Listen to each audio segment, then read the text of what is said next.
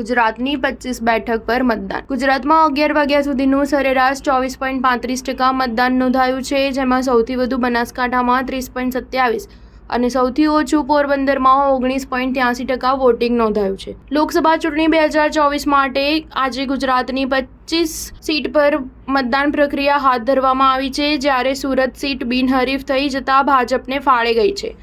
આમ હવે 25 સીટ પર ભાજપ અને ઇન્ડિયા ગઠબંધન વચ્ચે જંગ જામ્યો છે. આ ઉપરાંત પોરબંદર, વિજાપુર, ખંભાત, વાઘોડિયા અને માણાવદર એમ 5 વિધાનસભા સીટની પેટાચૂંટણી પણ યોજાઈ રહી છે. લોકસભાની સામાન્ય ચૂંટણી માટે કુલ 266 ઉમેદવારો તથા વિધાનસભાની પેટાચૂંટણી માટે 24 ઉમેદવારો વચ્ચે ચૂંટણી યોજાઈ રહી છે. આ 25 લોકસભા સીટ માટે ભાજપના 25, કોંગ્રેસના 23 અને આપના 2 ઉમેદવાર ચૂંટણી લડી રહ્યા છે. આ ઉમેદવારોમાં રૂપાલા, અમિત શાહ અને માંડવિયા 4 કેન્દ્રીય મંત્રી છે. 4 કલાક બાદ એટલે કે 11 વાગ્યે રાજ્યમાં સરેરાશ 24.35% મતદાન નોંધાયું હતું, જેમાં સૌથી વધુ બનાસકાંઠામાં 30.27% અને સૌથી ઓછું પોરબંદરમાં 19.83% વોટિંગ થયું હતું. અમદાવાદમાં 36 ડિગ્રી તાપમાન વચ્ચે 11 વાગ્યે વોટિંગ માટે લાંબી લાઈનો લાગી હતી. ખેડા લોકસભા બેઠકના ભાજપના ઉમેદવાર દેવુસિંહ ચૌહાણે વોટિંગ કર્યા બાદ મતદાન કેન્દ્ર ઉપર આવી પહોંચેલા પૂર્વ કેન્દ્રીય મંત્રી દિનશા પટેલના આશીર્વાદ લીધા હતા. આ ઉપરાંત પૂર્વ મંત્રી કારમાંથી ઉતરતા હતા ત્યારે ભાજપના ઉમેદવાર